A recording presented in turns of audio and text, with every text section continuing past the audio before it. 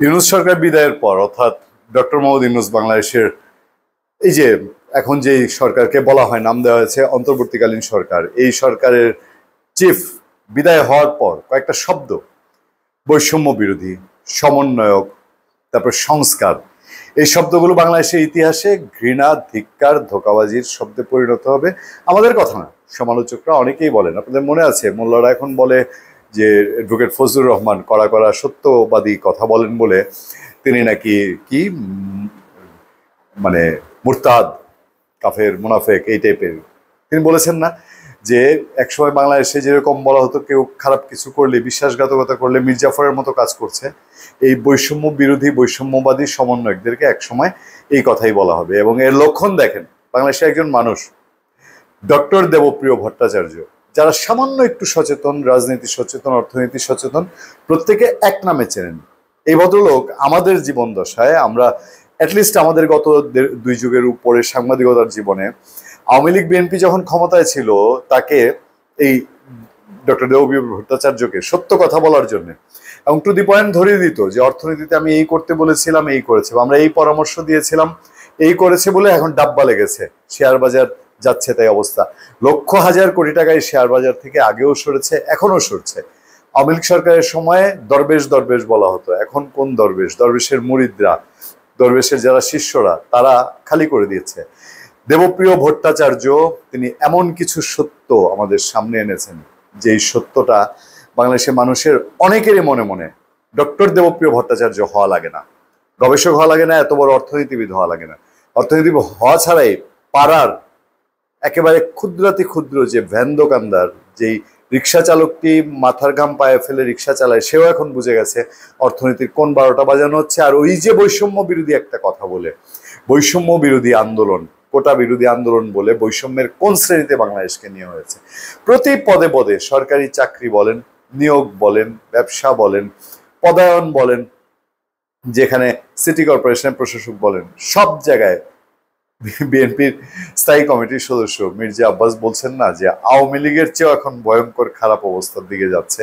তো আওয়ামী লীগের চেয়ে খারাপ মানে আওয়ামী লীগের বাপ যদি হয় খারাপের দিক থেকে, কি খারাপের খারাপ হতে পারে দেশের অবস্থা? ডক্টর দেবপ্রিয় ভট্টাচার্য এমন কিছু কথা বলেছেন যেগুলো আমি জানি না ডক্টর ইউনূসের গায়ে গিয়ে লাগবে কিনা, বা ওনার কান পর্যন্ত পৌঁছায় কিনা, আর পৌঁছালে ওনাকে আবার ফেসিবাদের দালাল বানানো হয় কিনা। নতুন অন্তর্বর্তী সরকারের অধীনে বাংলাদেশের অর্থনৈতিক অবস্থা নিয়ে গভীর উদ্বেগ প্রকাশ করেছেন খ্যাতনামা অর্থনীতিবিদ এবং সিপিডির সম্মানীয় ফেলো ডক্টর দেবপ্রিয় ভট্টাচার্য। তিনি স্পষ্ট ভাষায় তুলে ধরেছেন বিশ্বব্যাংকের হিসাবে অন্তর্বর্তী সময়কালে আরো 27 লাখ মানুষ, এই সরকারের সময়ে 27 লাখ মানুষ, 1-200-1000 না, 27 লাখ মানুষ দারিদ্র সীমার নিচে নেমে গেছে। দারিদ্র সীমার নিচে বলতে কি বুঝেন? সোজা রাস্তায় পড়ে গেছে, রাস্তায় বসে গেছে। 27 লাখ মানুষের ঠিক মতো দিন চলছে না, যার বড় অংশ নারী, এবং এটা সবচেয়ে বড় সাফারার করছেন নারীরা। আমার পাশের একজন একটা গল্প করছিলেন, এক নারী তার বাসার পানির লাইন কেটে দিয়েছে, পানির লাইন লাগাতে পারছেন না, আশেপাশে বাড়িঘর থেকে চেয়ে এনে রান্নাটা করেন, পানির লাইন লাগানোর তার সাধ্য নেই। এই শ্রেণীর মানুষ নিচে নেমে গেছে, মানুষের দারিদ্র এই জায়গায় গেছে। জাতীয় বাজেট প্রণয়ন, কর ব্যবস্থাপনা সংস্কার, পুঁজিবাজার প্রণয়তা সব বিভিন্ন ইস্যুতে তিনি একটা ক্ষোভ প্রকাশ করেছেন এবং এই নিয়ে একটা সেমিনার হয়েছে, সেইখানে কথা বলেছেন দেবপ্রিয় ভট্টাচার্য।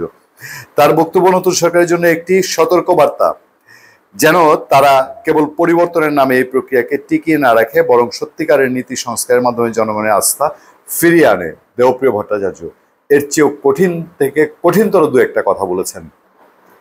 সেই কঠিন কথাগুলো কতটা সত্য, কতটা বাস্তব এবং কতটা চোখে আঙ্গুল দিয়ে দেবপ্রিয় ভট্টাচার্য ধরিয়ে দিয়েছেন দেখেন। তিনি বলছেন যে আপনি চিন্তা করে দেখেন, এই সরকারের সময়কালে ওয়ার্ল্ড ব্যাংকের হিসাবে 27 লাখ মানুষ আরো বেশি দরিদ্র হয়ে গেছে, আর এই দরিদ্র মানুষের ভেতরে 18 লাখ হলো নারী। 27 লাখের মধ্যে 18 লাখই নারী। আপনি আমাকে কি বৈষম্য বিরোধী শিখাচ্ছেন? নতুন সরকারকে তিনি প্রশ্ন করছেন, আপনি আমাকে কি বৈষম্য বিরোধী শিখাচ্ছেন নতুন সরকার?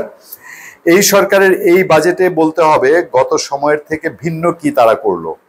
মানে এই যে এত বছর বাজেট নিয়ে সব বাজেট খারাপ, সব বাজেট খারাপ, আওয়ামী লীগ উচ্চ বিলাসী লক্ষ কোটি টাকার বাজেট দিয়েছে, এই সরকার বাজেটটা কি করলো সেটা জানতে চান দেবপ্রিয় ভট্টাচার্য সরকার। এই সরকারের এই বাজেটে বলতে হবে কি করেছে তারা, বলতে হবে গত সময়ের থেকে ভিন্ন কি তারা করলো।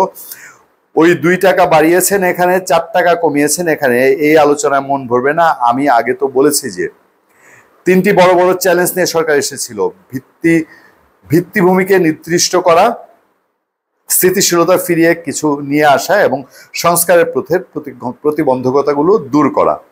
বর্তমান সরকারের সময়ে এগুলো সংস্কারের কর্মসূচি হয়েছে। এত সংস্কার পথরেখা চায়, নির্বাচনের পথরেখা চায়, বিচারের পথরেখা চায়। আমি জিজ্ঞেস করি আমার অর্থনীতির পথরেখা কোথায়? সরকার বদল হলেও প্রক্রিয়া বদল হলো না।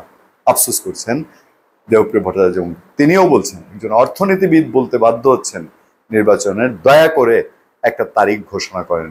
নির্বাচনের তারিখ ডক্টর ইউনূস ঘোষণা করবেন না। তিনি আজকেও বাংলাদেশ থেকে 1000 মাইল দূরে জাপান গিয়ে বলেছেন জুনের পরে একদিনও যাবে না নির্বাচনের তারিখ। মানে এর আগে উনি দিবেন না। এটা উনি কি গো ধরেছেন বাংলাদেশের মানুষের সাথে, না বিএনপির সাথে, নাকি সবাই যখন দাবি তুলছে পরামর্শ হয়েছে তারিখটা আগে ঘোষণা করেন রে ভাই, তাতে যাবে না সরকার।